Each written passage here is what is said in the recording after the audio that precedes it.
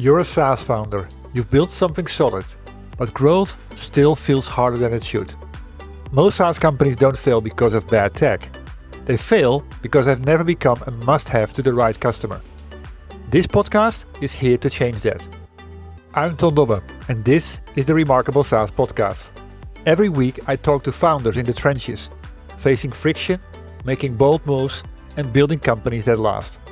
We dig into real choices around focus, positioning, customer pool, team alignment, the things that separate forgettable software from the ones that people can't live without. No hype, no hacks. Just honest conversations to help you build something that people would miss if it was gone. If your SaaS should be indispensable but isn't yet, this is your podcast. Let's get into it. The guest of my podcast this week is Joao Marques, CEO of Oscar. Just having one goal, like my focus, for example, is right now is acquisition and GMV, so volume in my app. So I'm refreshing the dashboard every 10 minutes. Every decision that we make is based on that. Every goal is based on that. Everyone in my team, and we are like 50 people, from customer support to senior management, everyone knows GMV on a daily basis. This is Joao. We dig into how he ignored every growth playbook to build Portugal's market leader in just 2 years. You'll hear how choosing controversy over convention created a brand people actually remember, and what happened when he expanded 3 cities per week instead of 3 per year. The conversation reveals impatience as strategy, and what happens when you build a company that matches your personality instead of fighting it.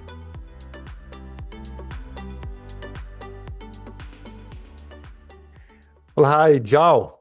Thank you for making the time available today and being my guest on my podcast. Thank you. Great to be here. Exactly. I got introduced to you by my friend MG from Kuvama, and he was high up about you. He said, you have to have Joao on the podcast, so here we are. So I was looking forward to this, especially also when I did my research on what you've been building since 2019 and the progress and the growth that you've been seeing so far and the ambition that you also have behind it. There's a lot to take away from this. So let's get going. Before we start talking about the company that you started, what drives you? What gives you energy as an entrepreneur? Well, I think it's really like to create new things, to kind of challenge the way that things are being done so far. Like for me, like when I started using apps like ride hailing, grocery delivery, food delivery, it completely changed I know it's a small thing, but it completely changed my way of living, I would say, because I've been working long hours since I started working, and all of those apps been part of my life since then. And I think like if everyone contributed like in that magnitude, if every one of us built something like change something like the way that I order food, like small things that on our day-to-day, the way that I book an hotel, on Airbnb or something like that. If everyone made like a small contribution, it's not small, but if everyone made a contribution like that, I think we would like evolve as human beings way, way faster. So yeah, I'm really keen to like build value, which is extremely difficult in 2025 because almost everything has been created by now, right? At least we think. Yeah. Yeah, everything has been created. Everything that, of course, there's new opportunities coming, but also with the tools available these days, with the power of data, AI. Yeah, it's also like speeding up. And the half-life of product is decreasing. The expectations are increasing. So it's not getting easier, but it's maybe getting more fun. Yeah, for sure. Yeah, exactly. So making the jump then, because you talked already about apps that make your life easier. From my research, you started the company in 2019 around a frustration for a home delivery service, and typically the timely ones. So what was the problem that you saw that was screaming for a solution like you've created? Yeah, so basically I was using these food delivery apps and ride hailing almost on a daily basis. And I had a problem at my home. It was at the time, it was the first time that I moved to live like with my girlfriend. So we rented this apartment in Lisbon. And we had a problem with our water heater. It sounds like almost a made up story, but it's really true. And I just searched on Google, like I wanted kind of an Uber for home services. I wanted to push a button and to get a plumber in like 30 minutes or for the same day with a fixed price and everything, and I couldn't find anything. So all I found at the time was really like open marketplaces that connect me with a professional. Like I had to do everything. I had to manage everything by myself, like almost like choosing a restaurant when you go on Google Maps, which makes sense, right? You had to compare like reviews, and you never get the price. So the price is always something that you get after you get in touch with these technicians. And for me, like this was super inefficient. Like I don't have time for this. I want to push a button, even if it's a little bit more expensive, which is not the case at Oscar. But yeah, I wanted to get my problem sorted like really, really fast, and I couldn't find anything. So I ended up going through the regular process of contacting multiple technicians, comparing quotes. And to be honest, I didn't compare them really like, and I was not just looking for the cheapest solution. I was looking for the most convenient one. And yeah, the technician that I ended up scheduling never showed up. And I was like, for me, it was the first time that I saw someone like pre-agreeing to a price and to an appointment and not showing up at all, not picking up the phone. And I was like, okay, also these guys maybe need some help like managing their calendar, because I don't believe that they don't want to make money. It's just like they probably have another job or something. And yeah, so it was very, very obvious for me, the problem. And I was at the stage of my life that I wanted to. So I was working in a startup, so I already knew a little bit of the ecosystem and how things work. And I wanted also to prove myself. Like I wanted to embrace a challenge that was all about execution. And for me, Oscar had like, you ask 10 people, do you want to get a plumber or a cleaner in 30 minutes with fixed prices, no delays, no nothing. If it doesn't go well, we give you a refund. So we control everything. And 10 out of 10 would say, yeah, where's that app? I want to use it. So I was like, okay, if this doesn't work, it's because of my execution and not because of like product market fit or something. Yeah. I like that. I like that. And what I actually see and read between the lines of what you're talking about is you are combining concepts from various companies that we know, various services that we already have become accustomed to. Mm-hmm. I mean, you see, for example, I'm thinking of Uber. I'm hearing things like Domino pizzas, but all combined towards the normal day-to-day services that we need. I actually have just had a plumber today that came to fix my heater, and this has been a conversation for at least 3 weeks now. So he showed up. Okay, cool. That's good. Yeah, well, he showed up, but 3 weeks after I actually needed him. So that's it proves again the point that there is something. There's a big opportunity in the market to raise the bar and make lives better for everybody that's around. Yeah. So you started. That was the big problem. You said, okay, hey, if no one is sorting this, I'm going to do it. Which is speaking to your let's get going mindset. Then the question is, of course, how do you start? Because this is not actually a simple problem to solve. Because like you already said, it starts with marketplace almost, and then it starts about connecting things together, and then it's about building trust. I would say, how the people that you actually get going. I mean, tell us about it. What was the first important thing that was fundamental to the success that you're seeing right now? Because you're actually expanding from Portugal. Mm-hmm. So it works. Yeah, nowadays we operate in Portugal, in Spain, and we recently launched London. Everything has been very fast. We actually did a soft launch in 2020. Company was created in 2019. We launched in 2020, kind of still on a beta mode, like testing. And we officially launched only in 2021. That's when we actually started like investing. So we had a slow start, I would say. I had to learn everything in the company. So I knew nothing. I was a software engineer and not even a really, really good one. So I had to learn everything from product, ops, growth, supply, demand. We had a pretty high learning phase in the early days. But I think, first of all, like not planning too much, I think it helped me. I just quit my job. Like from the moment that I had the idea until I quit my job, I think it was like 3 months or something. and I didn't plan anything. One thing that I knew was that I need to quit my job and I need to go into desperate mode, because if I start like building this while I'm working, I'm not going to be like 100% committed. And this was actually like one of the best tips that I got from the CEO from the company where I worked before. And he said like, look, you need to be on the line here because it's the only way that's going to work. And that was a really, really nice decision that I make, like with his advice, of course. And I went home, I built the app, like 3-4 months, I built the app. And then I tried to close like a small round of investment to start investing on acquiring customers, basically. And in the early days, of course, that you need always to build supply first. Any marketplace with supply and demand, you need always first build the supply, and then it's all about growth. And once you have a lot of customers, supply will always come in if you sell it the right way.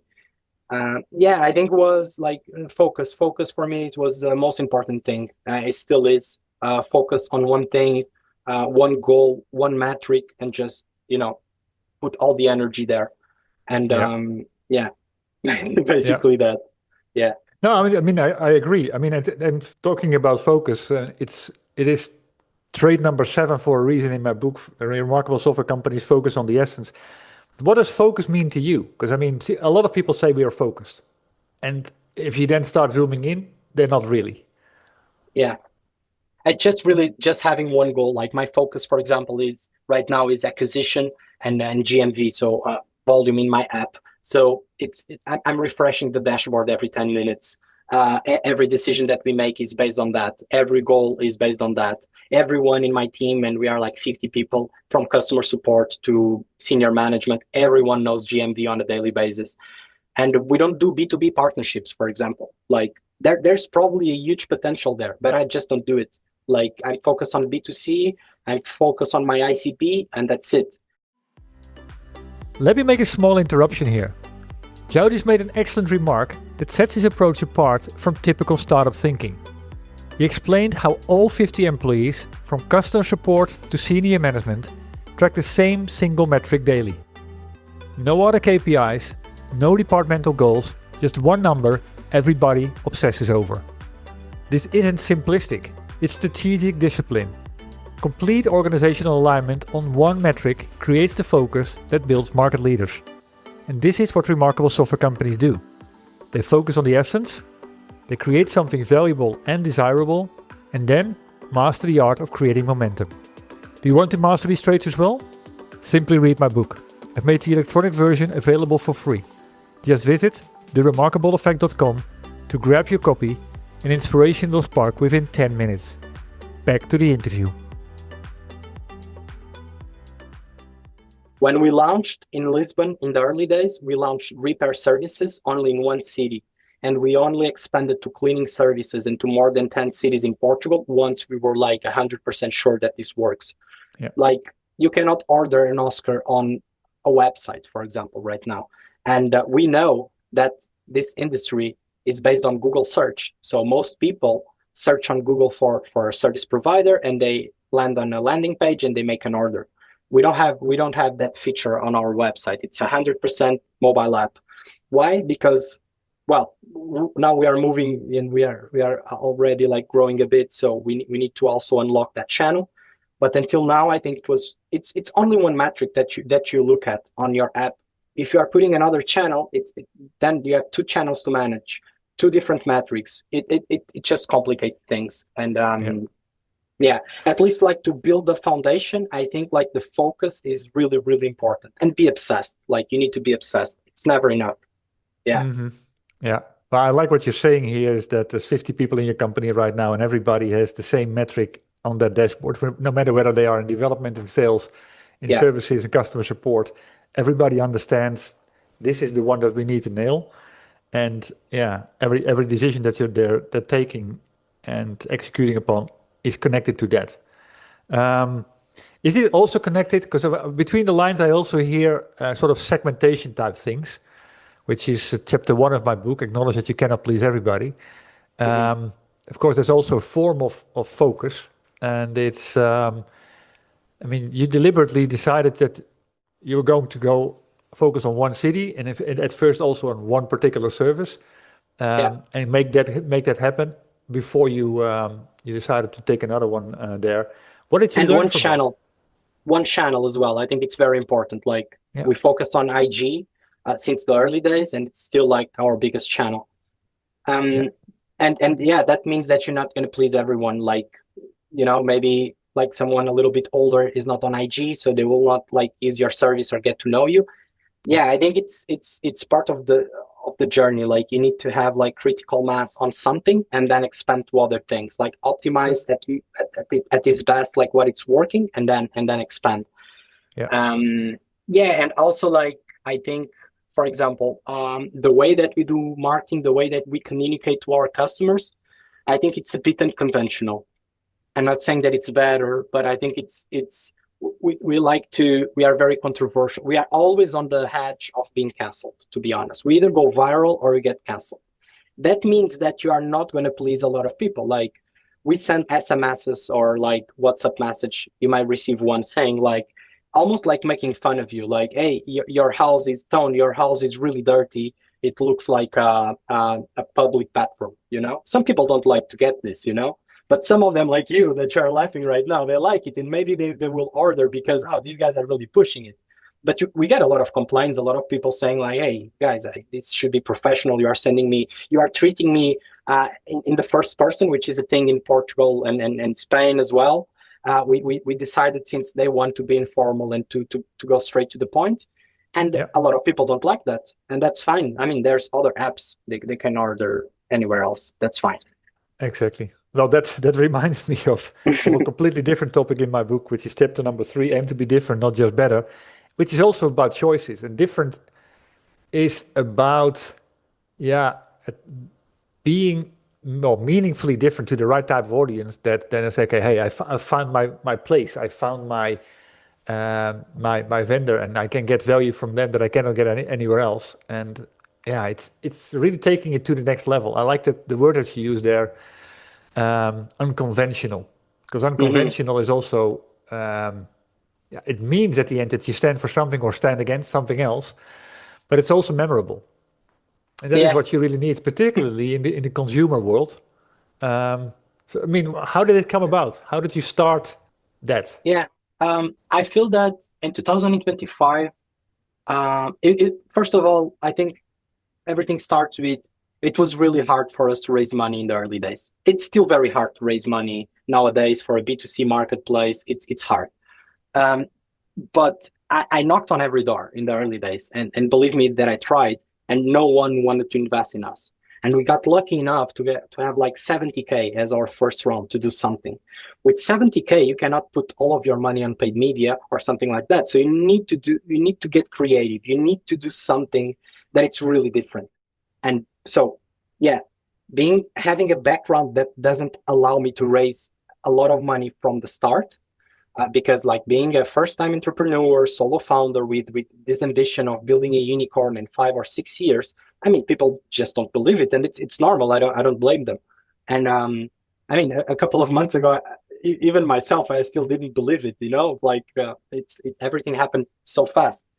And so, and that and building a consumer brand, either if it's like a marketplace or if you are selling a energy drink, it doesn't matter. Like B2C, it's really hard to build something from scratch Sure. because like you are fighting from customers' attention everywhere, and it's really expensive to get someone's attention to understand something about your company, about what you are selling. So I think what we realized since the early days is that the way that we communicate, the way that we do marketing, we need to be different. And probably 5 or 10 years from now will not be that different because we'll have a lot to risk by then, hopefully.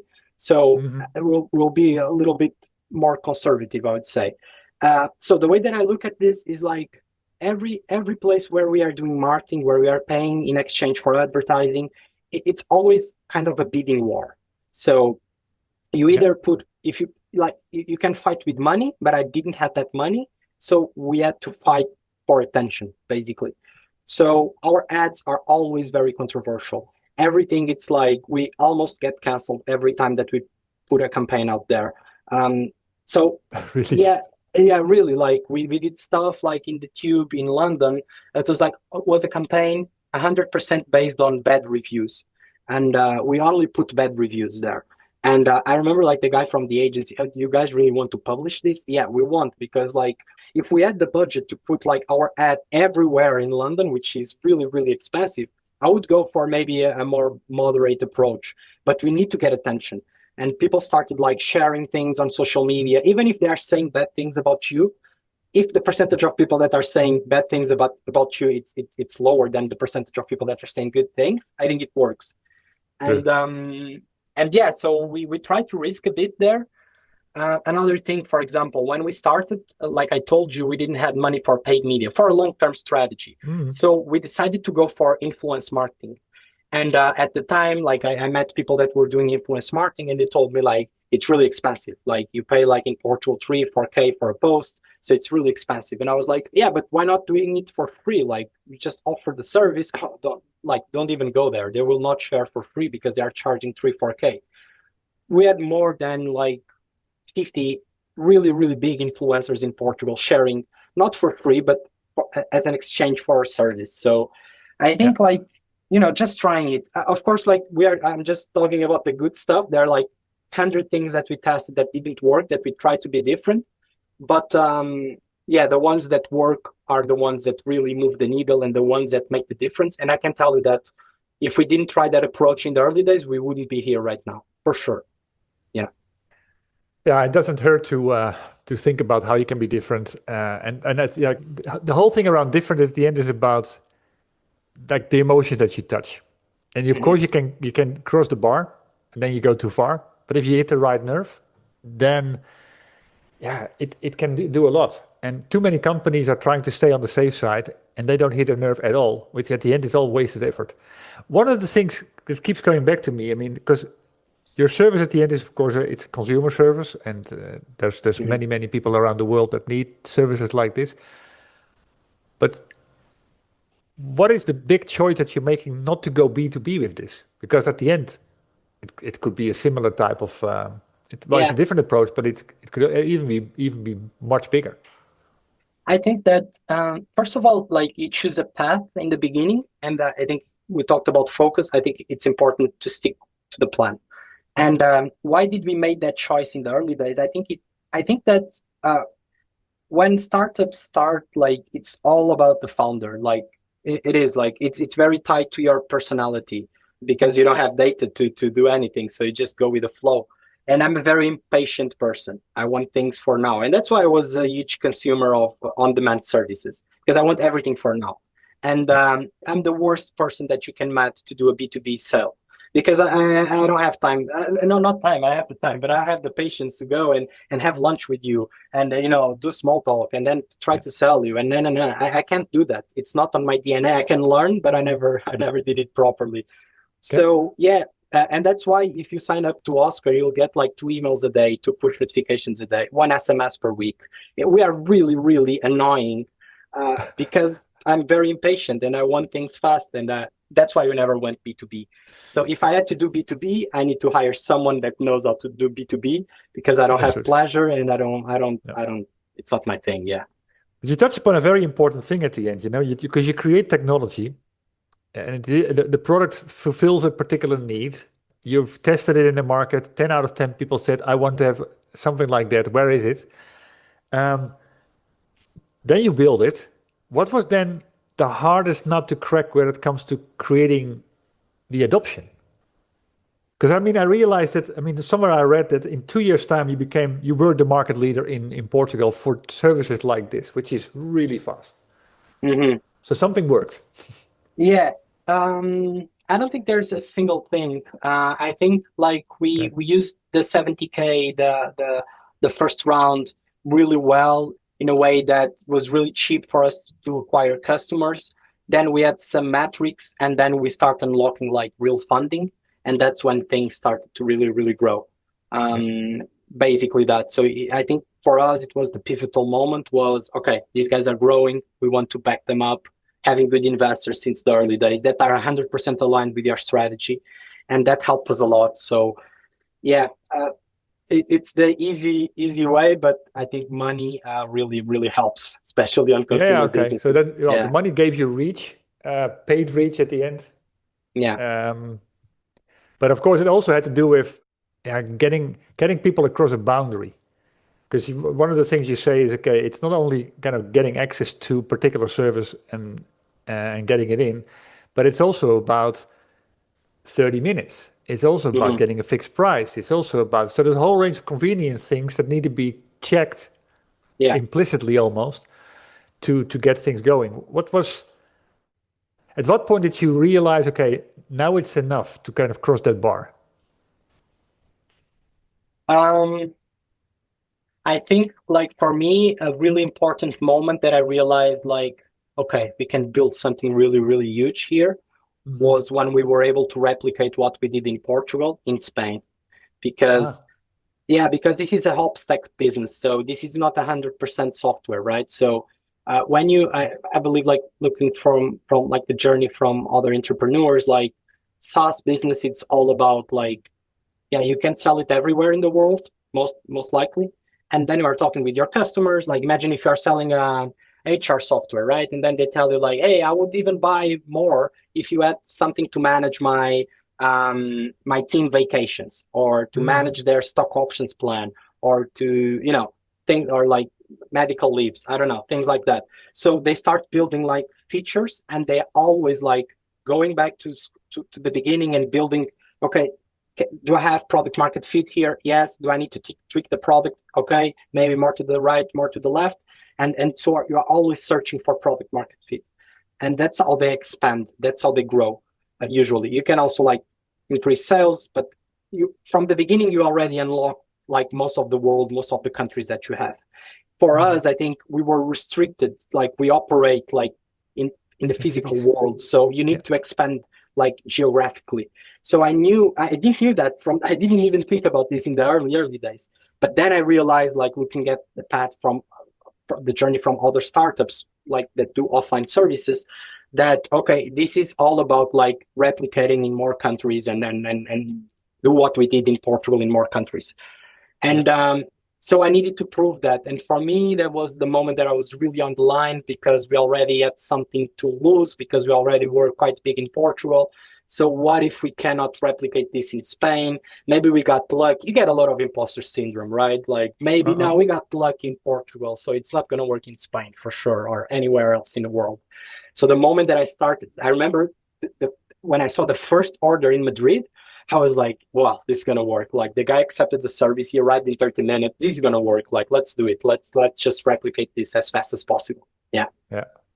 How, well, because you reach a very important point, because a lot of companies in the software as a service business, like you say, you create a code, and technically, if you build it the right way, you can deploy it instantly across the different countries. For you, Mhm. the product is the software, the search mechanism, and the booking mechanism, and these kind of things. But a big part of it is also the people that are the supply side. Yeah. And of course, for every city that you go into, you need to kind of, yeah, gather them Yeah. and do the vetting again. And so how does that work? What did you learn across the way to ensure that there is always good quality? Yeah. I think so. It started very manually, Uh-huh. onboarding technicians in person, going have a coffee with them, become friends, like build a relationship. That's how it started in the early days. That's the only way that you get like, I remember the first technicians that I got, Yeah. I had nothing to offer them. Like I didn't have demand, I didn't have anything. So they were almost like, I would say that almost like co-founders, like the first technicians. They believe like most of them they had this idea. Oh, what if we built an Uber for home services? But they didn't know how to build this, of course. So Mm. for me, it was like, okay, I'm the tech guy. I'm going to make this work for you. And you guys are going to be the first technician. So you're always going to have an advantage. And they still have. It's funny. Like it still have because the algorithms always push for people that have more experience. So for sure, True. they always get Yeah. more orders. And and there was a moment. So then we started like opening more cities. We got some scale and we started to automate this process for an Yeah. instant. And then we went back to the manual way again. And that's how it works. So for me, supply at this point, and I know that's going to be a moment in time that we need to automate it even more, But for me now, it's all about face-to-face meetings. It's all about renting. It's not a cafe anymore. Now it's a hotel conference room somewhere, and we go there, and someone from our team flies there and onboard them and then talk with them, all the questions that they have. And yeah, it's a team. We are in this room. We're going to launch Oscar together in this city. Like, you're going to be part of this. Okay, do you need a feature for that? We're going to make it. You're going to change prices? Well, we will see what we can do. Like, but work together in the mission. And so when we opened Spain, the plan was to open 3 cities in 1 year. By the end of the year, we were opening 3 cities in 1 week. So it was crazy. Everyone from the team was flying around. Wow. And those are really the heroes that, that are able to go to a city alone, to a conference room with 50 technicians and just, and make it work. It's really hard. But I think that's the hard way is usually the right way. And onboarding people in person, it's a huge advantage that we see that we have compared to our competition. They don't onboard them in person, so you need to see a face. Because imagine if you are a plumber and if you are earning like 100K a year. Imagine, how do you explain your wife that your boss, it's not your boss, but the person that is above you, or the company that it's managing your work, you never saw them. Like, you don't know them, you don't know how they look like. It doesn't, in my opinion, it doesn't work. Like, no, I met this guy, Joao, or other person from the team. So they have this vibe. They want to create something new for this industry. I really like them.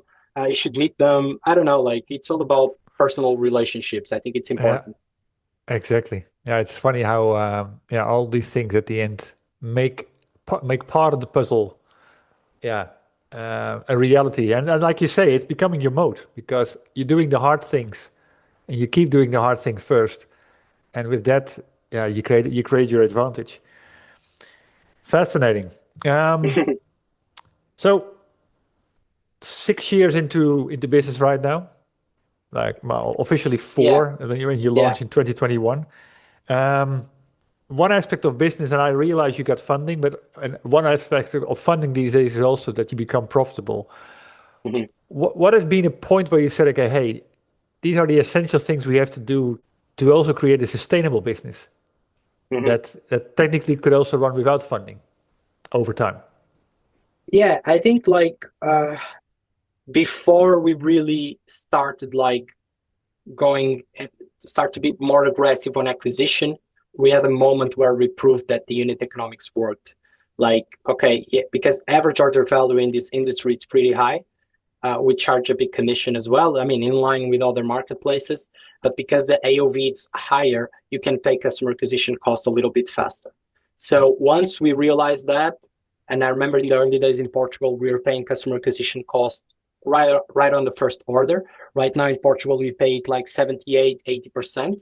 So for me, it was like, okay, like if this business works and we can pay customer acquisition costs and they will still make a lot of orders after, if we do a good job, there's no way why I should wait for this country to be profitable to invest in the next one. Like, you just need to believe it and you need to see the trends going down. And that's what I'm focused right now. My strategy is really to be present in almost every country in Europe and get as much market as I can as fast as possible. Time is everything here. And then I will look into profitability. And I'm not doing something different here. I'm just following the playbook from, Bolt, Uber, Volt, other companies that did exactly the same thing.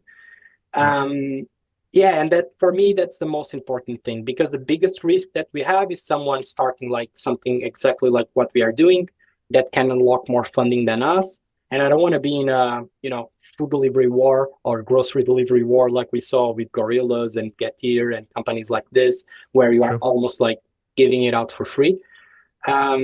So yeah, I think the balance between profitability right away or looking at the long run, and it also depends, like if I'm here to build a unicorn, that's my ambition. That's what I want to live for this world, let's say. So I don't want to like, if it's just to be profitable in 2 or 3 countries, maybe that I'm not the guy, like, yeah. But of course, like being super conscious always on unit economics, customer break even, but not like company break even, I would say. because there's no, even in Portugal, like we had moments where we were profitable in Portugal for a couple of months. The moment that I saw that we were profitable in Portugal, like, okay, let's invest again, because there's still a lot of room to grow. Yeah. So yeah. You make a valid point, by the way, about these wars that are going on, particularly in the food delivery world. How do you prevent that from happening to your niche or your segment of the market? I think if you get the supply, if the supply is engaged, if they love the app that they work with, I think that's more valuable than paying more €1 or €2 more, like that the competitor can pay. So I think there's that. And speed, like you cannot, like at a certain point you cannot really protect anything. So That's true. I just need to do it fast. What you can protect is the market. Look, if you are the first in the market, you always have a huge advantage. Yeah, that's true. Yeah. But of course, you got these companies that try to mimic you. Whether they are better or not, that is the other thing. But I still see, for example, if I go into a taxi, I still see people kind of driving around with 2 or 3 apps on their dashboard. And they just pick up the business from whatever service, which I think is okay. So is this really what is it meant to be? I understand, of course, there's crazy competition. I recently was in Madrid and he said there's 15,000 taxi drivers here. That's a lot. Yeah. And of course, in the home delivery service and I mean, everybody wants to kind of ensure that during the day they have enough work to make a living. There's a lot of consolidation going on right now, a lot of acquisition.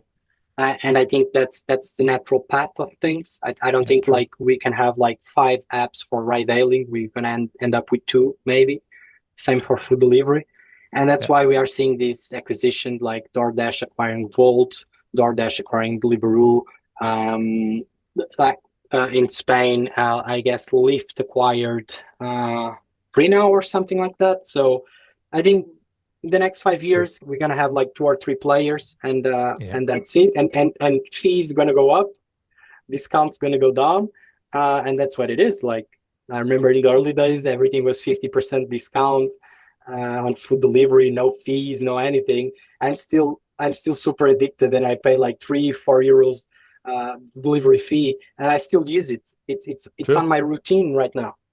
Exactly, it is convenience at the end. Yeah. Yeah, I understand that. So I hear a couple of fascinating stories about scaling, like starting in Portugal, seeing where that your unit economics are good enough to go somewhere else, then taking on Spain. I also realized that every country that you are going into, you start living there. So you actually lived in Madrid, really, and you also told me that you're currently living in London, which is also commitment, focusing on the essence. What is a counterintuitive lesson that you've learned about scaling this business? Something that you didn't expect, but it still happened. Yeah. I think I have a funny one here. I remember like when I went to like this conference, or like listening to a more experienced founder, they always talked about the team. Oh, we need to have the right team. Yeah, and I was like, no, I need to have orders. I don't have orders. Of course, I need the team, of course, like, but yeah, you need to build a team of 8 players, and they need to be the best ones. Like, really invest a lot of time on hiring.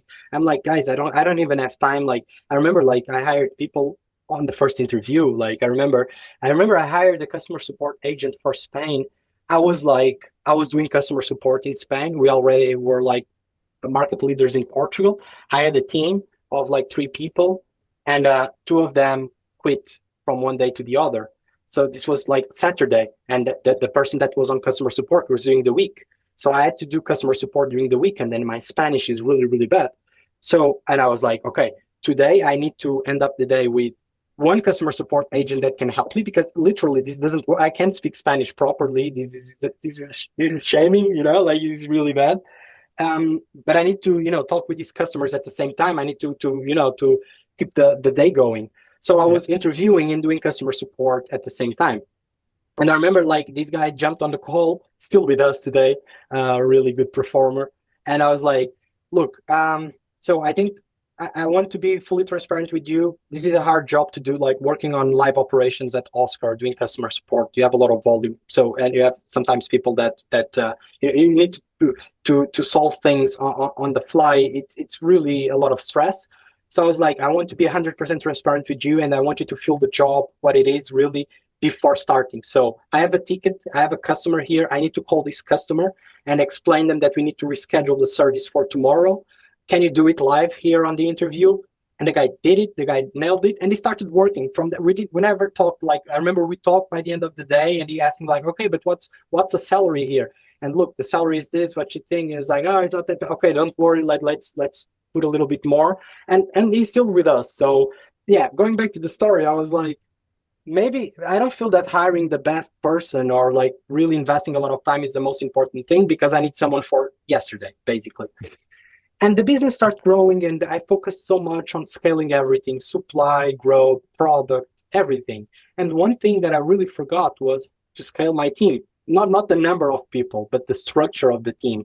And really having, like, because I was like, I was still with the mindset that everyone can do everything, right? Like, you can do everything, like, because I learned how to do almost everything at Oscar. So everyone can learn how to do everything, a little bit of everything.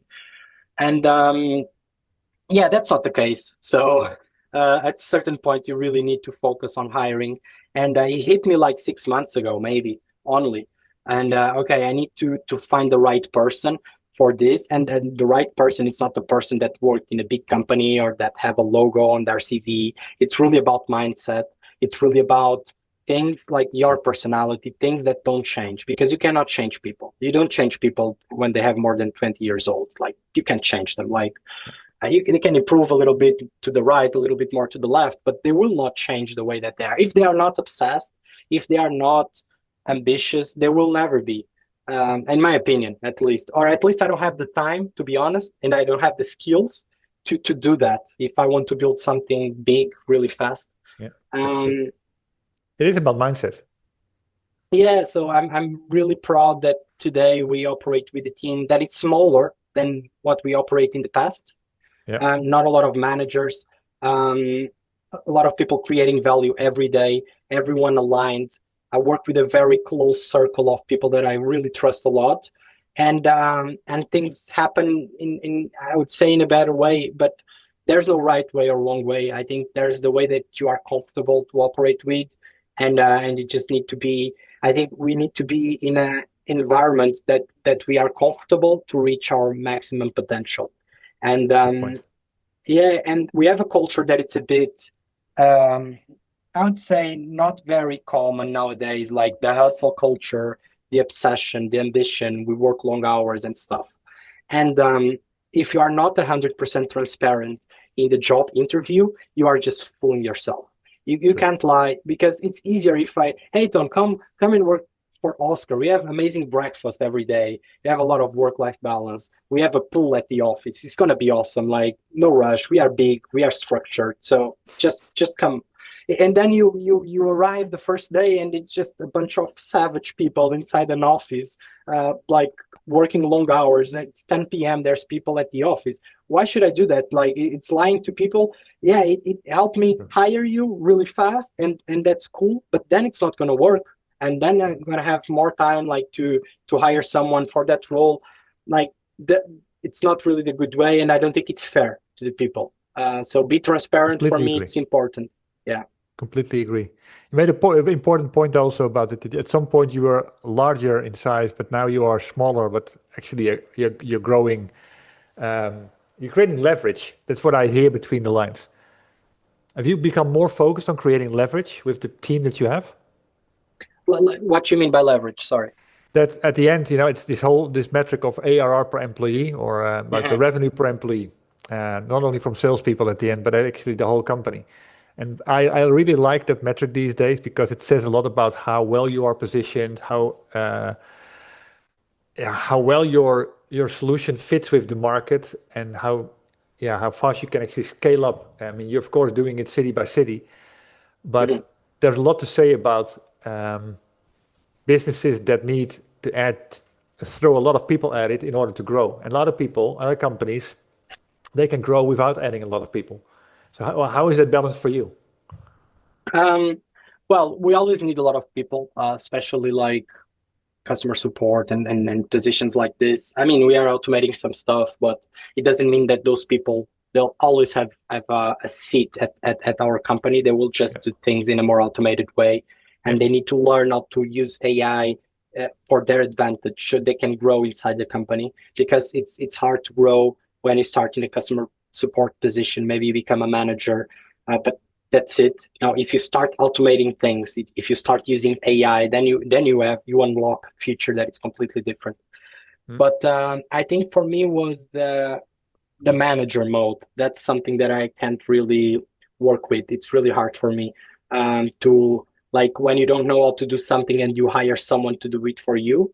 For me, well, I think it works for a lot of people, but for me, it's not really how I like to operate. I can't hire someone to do the best job if I don't know what's there, you know? So when I find a problem in my company and someone has to leave, I always take that role and I deep dive into that. I understand the problem, and then I hire someone to do it in a better way than I would do it. But at least I know the problem, and this hurts.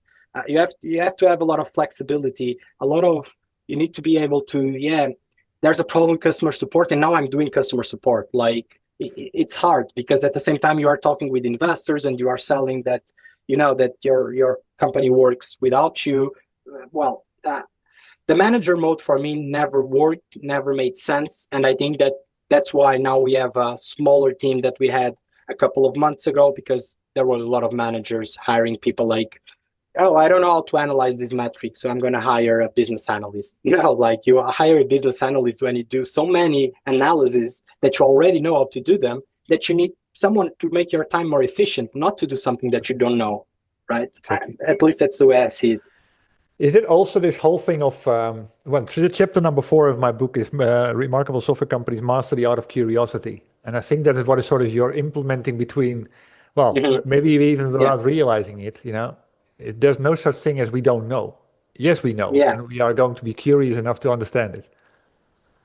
And it's so fun to learn every day, like new things. And you can get a kick out of really small things. It's so nice. Like, should I put 9.90 or 9.99? Okay, there's a book about this, like there's a week of research about this, if you are really curious about this. And I am. Exactly. So yeah. And how do you apply that then to keeping an eye on the market about where your next bets are going to be? I mean, is that only you that is looking for that? Is that are you encouraging everybody in the company to be curious about these type of things? Yeah, for sure. Everyone has a voice, and everyone should look into the future, because if you are heads down on the execution, it's really hard to see the path that you have, like, for the future.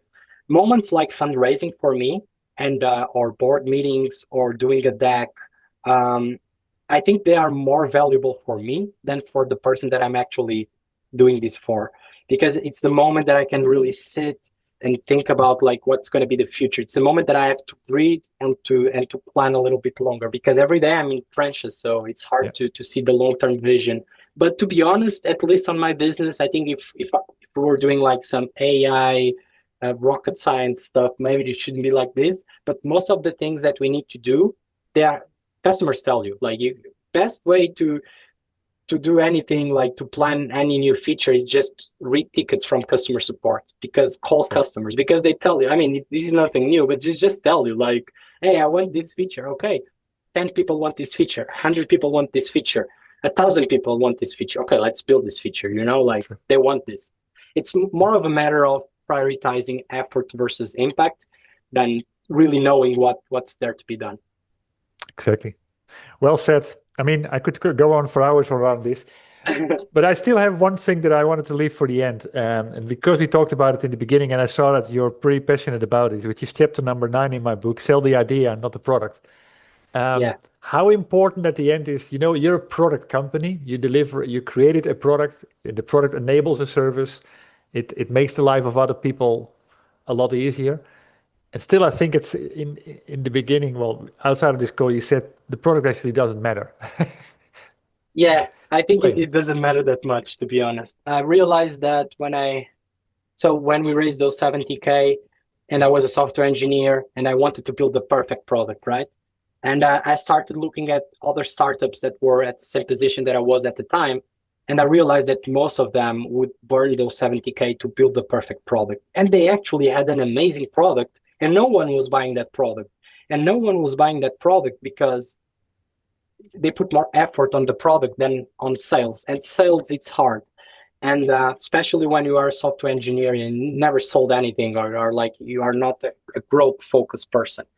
So I just like I remember like I was making this choice of building the perfect product without even actually thinking about this. Like my consciousness was like going to this because it was safest. It was something that I already knew, so it was a little bit easier for me. And I remember I read a book about growth, and I was like, okay, growth is really hard. Like I know nothing about this. Like I'm going to put all of my energy into growth.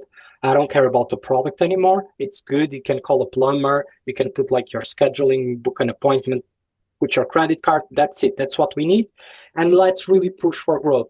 And I think that was one of the best decisions that I made at the time. And still like today, I focus a lot more on product, of course, because now changing things on product, when you have a lot of volume, then like if you increase your conversion rate by 1 or 2%, that's a lot of money, right? But when you don't have like a lot of volume, why are you building the perfect product? It's hard because like your friends are using your product, your customers, your family, and they say like, hey, this button is really ugly. Hey, I want to have this feature. Uber has cashback. Yeah, Uber has cashback after they became a unicorn. Like they don't build cashback before. Like so all of these options, I know that you guys want to have it. I want to have them as well, but you know, the company will die if I don't show my chart going up and to the right. So Which comes back to this whole thing of focusing on the essence. Like first things first, and then over time you'll add all these cool things. yeah, Thanks so much for sharing the wisdom. Um, to finish this, based on what you've learned as an entrepreneur over the last 6 years, if I would ask you for a advice on a do and a don't for other tech entrepreneurs out there, what would that be? the don't for sure. Like don't just it's hard to say, but it's like don't trust 100%. I would say like just don't like trust people, but be like check the metrics, work with them, know what you are doing. Like don't just like deliver the keys to your growth department to someone, and then 2 years after that person left, and you look at the numbers, you look at the way that things are being built, and you get surprised, and it's maybe it's too late then to turn things around. Um, I consider myself, to be honest, like a humble person.